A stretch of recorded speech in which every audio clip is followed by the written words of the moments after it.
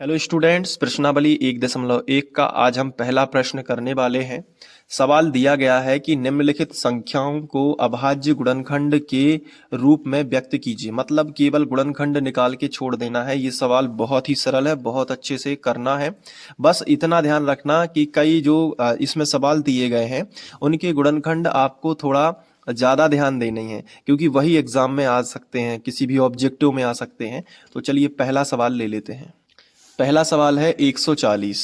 तो हम क्या करेंगे, नीचे लिखेंगे जो है हल लिख दिया और नीचे लिख देंगे 140 और बराबर का चिन्ह, मतलब 140 के जो गुणनखंड आएंगे वो हम यहाँ पे लिखेंगे। लेकिन गुणनखंड निकालेंगे कैसे, तो देखो ये सवाल ही है कि अभाज्य गुणनखंड निकालिए। तो मतलब 140 के गुणनखंड इसी साइड में आप लिख सकते हो कि हमने इस तरीके से देखो निकाले भी थे, ताकि एग्जामिनर को पता चले कि हाँ आपने गुणनखंड निकाल दिए हैं।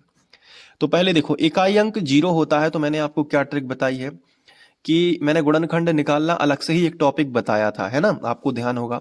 उसमें मैंने आपको केवल गुणनखंड निकालना सिखाया है और उसका बेसिक मैंने आपको रूट बताया है कि किसी भी संख्या में जब भी गुणनखंड निकालना है तो किसी भी कोई भी संख्या दी रहती है तो सबसे पहले 2 से भाग करना ट्राई करो। जब 2 से भाग नहीं जाता है तो फिर आप 3 से ट्राई करो। और कभी कभी कोई संख्या ऐसी होती है जिनमें 3 से भी भाग नहीं जाता तो 5 से ट्राई कर लो। 5 से नहीं गया तो फिर 7 से कर लो, 7 से नहीं गया तो फिर किससे कर लो, 11 से कर लो, 11 से नहीं गया तो 13 से कर लो। तो कुछ जो है संख्याएं हैं इनको आप डायरेक्ट याद कर लो कि 2 3 5 7 11 13। तो एग्जाम में आप फंसोगे नहीं, क्योंकि ज्यादातर क्या होता है कि हम जिस सवाल पे कम फोकस रखते हैं वही परीक्षा में आ जाता है। इसलिए कोई भी सवाल है उसको बहुत ही प्यार से, बहुत ही आराम से करना है, ठीक है। और सभी सवाल आईएमपी होते हैं, ऐसा कोई आईएमपी नहीं होता। पेपर में आ जाता है तो वो आईएमपी कहलाने लगता है। चलो 140 जो आपको दिया गया है, पहले किससे ट्राई करना है, 2 से। तो 2 सत्ते 14, 7 बार गया। जीरो जो ऊपर रहता है ना, मैंने आपको बताया कि जो जीरो रहता है उसमें कोई भाग नहीं देते, वो जीरो सीधा उतार देते हैं, तो जीरो आ गया। अब 2 से करो ट्राई। तो अब पता कैसे चलता है, जैसे इकाई अंक में अगर जीरो है, ध्यान रखना, अगर इकाई अंक जीरो है तो 2 से भाग जाएगा और 5 से जाएगा, बिल्कुल निश्चित है, कंफर्म, बिल्कुल बिना सोचे आप 2 से भाग कर सकते हो। अगर इकाई अंक क्या है, जीरो है, तो 2 और 5 इनसे तो भाग जाएगा ही। तो चलो 2 से भाग करते हैं तो 70 के आधे कर देते हैं 35। मैंने आधे क्यों किए, क्योंकि जब भी 2 से भाग देते हैं तो उस संख्या का आधा ही होता है, क्योंकि 35 दूनी 70 ही होंगे। और वैसे नहीं बनता है तो ऐसा कर लो, 2 तिया 6, 7 में से 6 बार 6, 3 बार में 6 तो निकल गए। अब एक बचा, क्योंकि 7 थे, 6 निकले तो एक बचा, तो एक जो बचता है वो साइड में आ जाता है। साइड में आएगा तो कितने हो गए, 10, क्योंकि जीरो बना ही था, एक साइड में आया तो 10, तो 2 पंचे 10, 5 बार चला गया भाग। ये तो आप पे बनता होगा, ठीक है। अब देखो जैसे इकाई अंक 5 है तो फिर हमें 5 से ही भाग देना चाहिए। इकाई अंक अगर 5 आ जाता है तो हमें 5 से ही भाग देना है, ध्यान रखना है। क्यों देना है 5 से भाग, क्योंकि 2 से नहीं जाएगा, 3 से जा सकता है, लेकिन यहाँ पे 3 से भी नहीं जा रहा है। इकाई अंक 5 है तो किस किस से जा सकता है, ध्यान रखना है, आप अपनी नोटबुक में लिखते जाइएगा। अगर कोई संख्या दी गई है और उसका इकाई अंक 5 है तो उसमें 3 से भाग जा सकता है और 5 से जा सकता है। तो 3 से नहीं जाएगा तो 5 से अवश्य ही जाएगा, बिल्कुल निश्चित जाएगा। तो 5 से जा रहा है, यहाँ पे 3 से नहीं जा रहा है, आप चेक कर लीजिएगा। तो 6.75 35, 7 बार में गया, फिर 7 से ही, 7 में 7 से ही जाएगा, तो 7 एकम 7। तो 140 के जो अभाज्य गुणनखंड होंगे वो होंगे 2 गुणित 2। तो सबसे पहले तो 2 के ऊपर 2 की घात, यानी 2 गुणित 2 है तो 2 के ऊपर 2 की घात भी हो सकता है। और 5 गुणित 7 सिंगल सिंगल है तो 5 और गुणित 7 हम इसको लिख देंगे, और यही 140 के जो है आपके अभाज्य गुणनखंड आ जाएंगे। बोलो समझ में आया, ठीक है। समझ में आया है तो अभी वीडियो को लाइक करिएगा, ठीक है। अब 156 है, 156 है तो कैसे करोगे, एक बार वीडियो को पॉज कर लो, खुद से भी कुछ प्रैक्टिस करना है, रखा रखाया मिल रहा है तो ऐसा ना हो कि आप बाद में भूल जाओ। तो 156 का वीडियो को पॉज करो, ट्राई करो स्पीड में। अगर आप पूरे तरीके से ईमानदार हो तो वीडियो को पॉज करके ट्राई करो जरा। चलिए अब मैं मान के चल रहा हूं कि आपने निकाला है, ठीक है। तो 156 को थोड़ा सा करेंगे अपन, 156 यहां पे लिखा। अब चूंकि अभाज्य गुणनखंड निकालना है तो 156 साइड में लिख लिया। इसके बाद हम ट्राई करेंगे। देखो इकाई अंक अगर कोई सम संख्या है तो 2 से भाग जाएगा, मैंने गुणनखंड निकालना सिखाया है आपको, उसमें बताया था। अगर इकाई अंक कोई सम संख्या है, जैसे 2 4 6 8, सम संख्या समझते हो ना, जिसमें 2 का भाग पूरी पूरी बार जाता है। अगर इकाई अंक कोई सम संख्या है, ध्यान रखना, अगर इकाई अंक कोई सम संख्या है तो 2 से भाग जाएगा ही जाएगा, ध्यान रखना। अभी लग रहा होगा आपको कि सर बार बार रिपीट क्यों कर रहे हैं, लेकिन जब एग्जाम में बैठोगे तो मेरी ही बातें ध्यान आएंगी, बहुत ध्यान से समझना। तो 2 सत्ते 14, 7 बार में तो 14 निकल गए, यहाँ पे लिखे थे 15, तो 14 निकल गए तो एक बचा, तो एक साइड में आ गया, तो 16 हो गए, तो 2 अट्ठे 16। ऐसे करना पड़ता है। फिर इकाई अंक फिर से सम संख्या है, 8 एक सम संख्या है ना, तो फिर से 2 से भाग चला जाएगा, तो 2 तिया 6, 7 में से 6 निकल गए 3 बार में, तो 6 निकले थे कितने 7, 6 निकले एक बचा 18 है, 2 इनाम 18, 39 आ गया। अब 39 ऐसी संख्या है जिसमें आप इकाई अंक देखोगे तो 9 है, जो कि एक विषम संख्या है, तो 9 है तो 3 से चला जाएगा, तो 3 एकम 3 और 3 तिरका 9, 3 बार गया, फिर 13 आ गया, तो 13 में 13 से ही जाएगा, क्योंकि 13 जो है एक अभाज्य संख्या है, तो 13 एकम 13।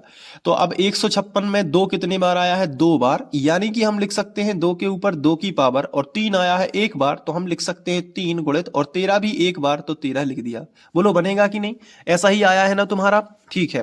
अब 156 के बाद जो तीसरा सवाल है वो है 38 25, तो यहाँ पे देखो 38 25 को हम लिखेंगे, बहुत ही धैर्य के साथ पेशेंस के साथ देखते रहो, सब कुछ बनेगा, तुम पे गणित में टेंशन लेने की जरूरत नहीं है, अभी 1 शॉट भी बना दूंगा आपके लिए, तो रिवीजन हो जाएगा।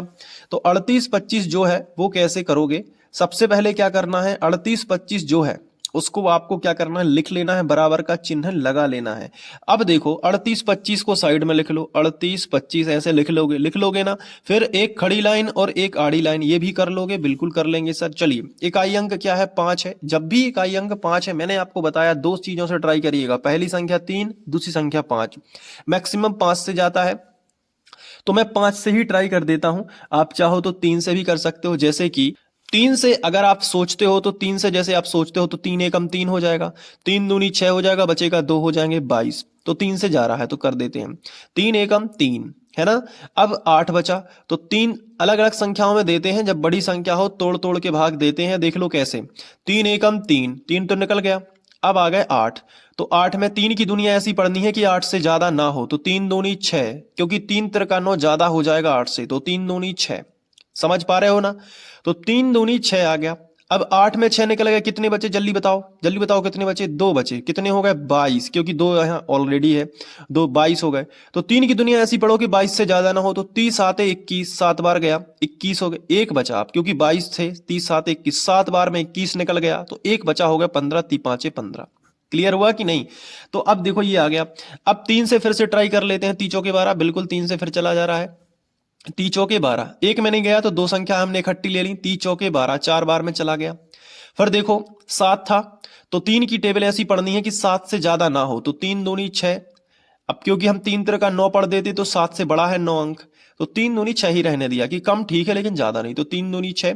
अब 7 में से 6 निकल गए, एक बचा 15 हो गया, क्योंकि एक बचा तो वो 5 के सामने खड़े हो गए, तो 15 हो गया, तो 3 5 15, 425 आ गया, लेकिन अब नहीं जाएगा 3 से।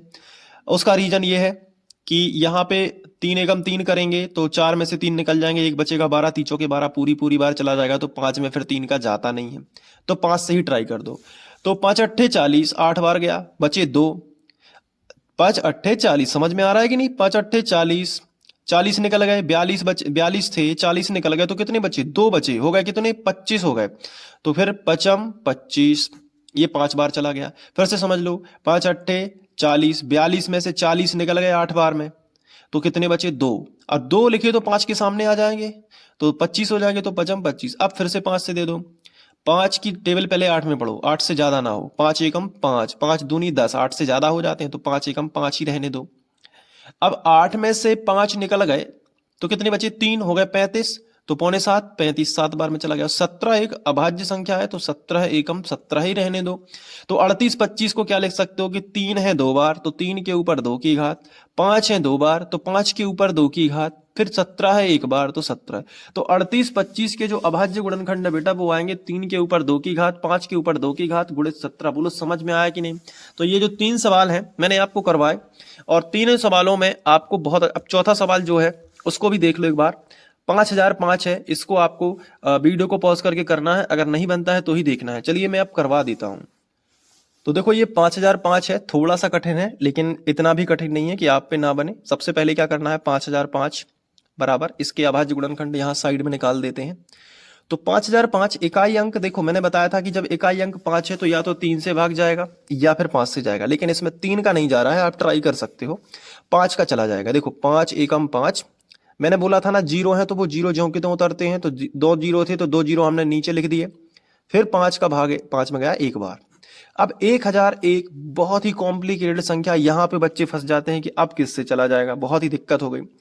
तो यहाँ पे कुछ चीजें होती हैं जो एग्जाम टाइम में आपको ध्यान रखनी होती हैं, इसलिए बोलते हैं बार बार रिवीजन करना है, क्योंकि आप समझ के आधार पे कितना भी पढ़ लो लेकिन कुछ चीजों के बारे में पता होना ही चाहिए।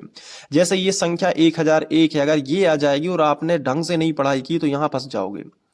यहां जाता है भाग 7 से, याद रखना किससे जाएगा, 7 से सीधा, ना 2 से जाएगा, ना 3 से जाएगा, ना 5 से जाएगा। इसलिए मैंने रूल बताया कि पहले 2 से ट्राई कर लेना। इसमें आप 2 से ट्राई करोगे, नहीं जाएगा तो आप कहोगे चलो 3 से कर लेते हैं।